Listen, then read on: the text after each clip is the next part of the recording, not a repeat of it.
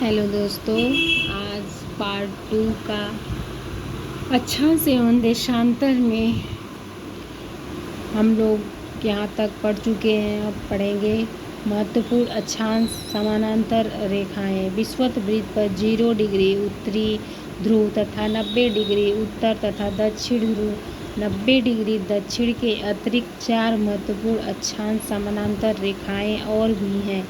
यह है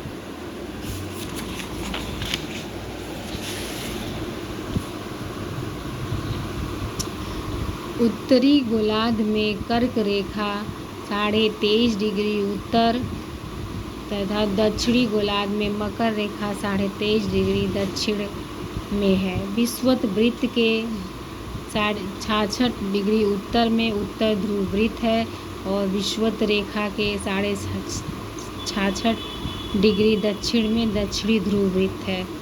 पृथ्वी के ताप कटिबंध कर्क रेखा एवं मकर रेखा के बीच के सभी अक्षांशों पर सूर्य वर्ष में एक बार दोपहर में सिर के ठीक ऊपर होता है, इसलिए इसे इस क्षेत्र में सबसे अधिक ऊष्मा प्राप्त होती है तथा इसे उष्ण कटिबंध कहा जाता है। कर्क रेखा तथा मकर रेखा के बाद किसी भी अक्षांश पर दोपहर का सूर्य कभी भी सिर के ऊपर नहीं होता। सूर्य की तरफ सूर्य की किरणें तिरछी होती जाती हैं। इस प्रकार उत्तरी गोलार्ध में कर्क रेखा एवं उत्तर ध्रुव वृत्त तथा दक्षिणी गोलार्ध में मकर रेखा एवं दक्षिणी ध्रुव वृत्त के बीच वाले क्षेत्रों का तापमान मध्यम रहता है, इसलिए इन्हें शीतोष्ण कटिबंध कहा जाता है। उत्तरी गोलार्ध में उत्तर ध्रुव वृत्त एवं उत्तरी ध्रुव तथा दक्षिणी गोलार्ध में दक्षिणी ध्रुव वृत्त एवं दक्षिणी ध्रुव के बीच के क्षेत्र में ठंड बहुत होती है, क्योंकि यहाँ सूर्य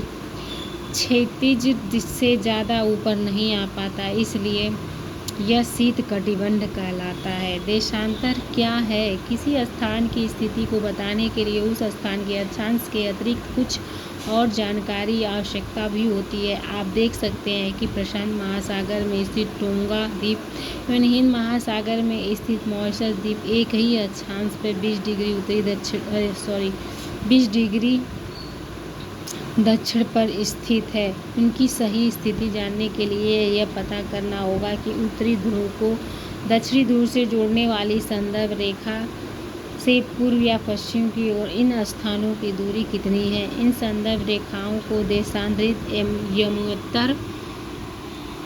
यमोत्तर कहते हैं तथा उनके बीच की दूरी को देशांतर के अक्षांशों में मापा जाता है। प्रत्येक अंश को मिनट में तथा मिनट को सेकंड में विभाजित किया जाता है। यह अर्धवृत्त है तथा उनके बीच की दूरी ध्रुवों की तरफ बढ़ने पर घटती है। ध्रुवों पर शून्य हो जाती है, जहाँ सभी देशांतरी यमोत्तर आपस में मिलती हैं।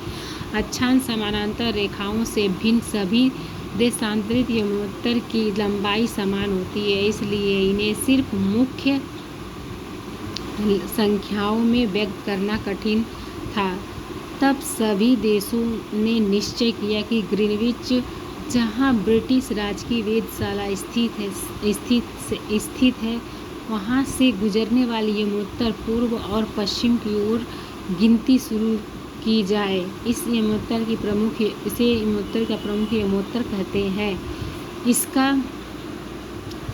इसका मान 0 डिग्री देशांतर तथा यहाँ से हम 180 डिग्री पूर्व या 180 पश्चिम तक गणना करते हैं। प्रमुख यमोत्तर 180 यमोत्तर से मिलकर पृथ्वी को 2 समान भागों में पूर्वी गोलार्ध तथा पश्चिमी गोलार्ध में विभक्त करती है। इसलिए किसी स्थान के देशांतर के आगे पूर्व के लिए अक्षर पूर्व तथा पश्चिम के लिए पश्चिम का उपयोग करते हैं। यह जानना रोचक होगा कि 180 डिग्री पूर्व और 180 पश्चिम यमोत्तर एक ही रेखा पर स्थित है।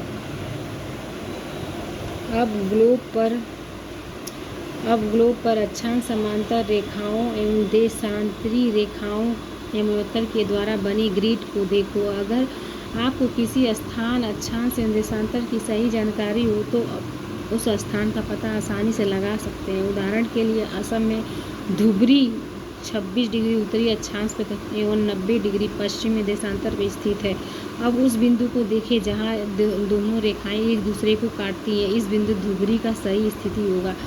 इसको समझने के लिए कागज का समान दूरी क्षैतिज तथा ऊर्ध्वाधर रेखाओं से खींचिए।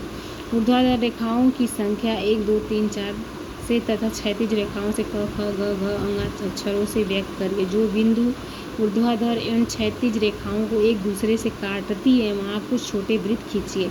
इन छोटे वृत्तों को अ ब स द ध न नामों से व्यक्त कर दीजिए। मान लीजिए ऊर्ध्वाधर रेखा पूर्व देशांतर एवं क्षैतिज रेखाओं उत्तरी अक्षांश को व्यक्त करती है।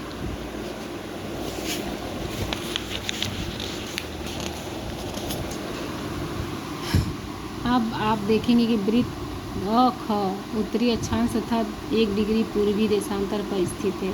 अन्य वृत्तों की स्थिति ज्ञात करेंगे।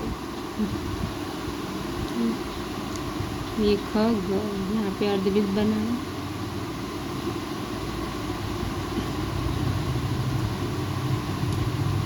Thank you. अब नेक्स्ट वीडियो में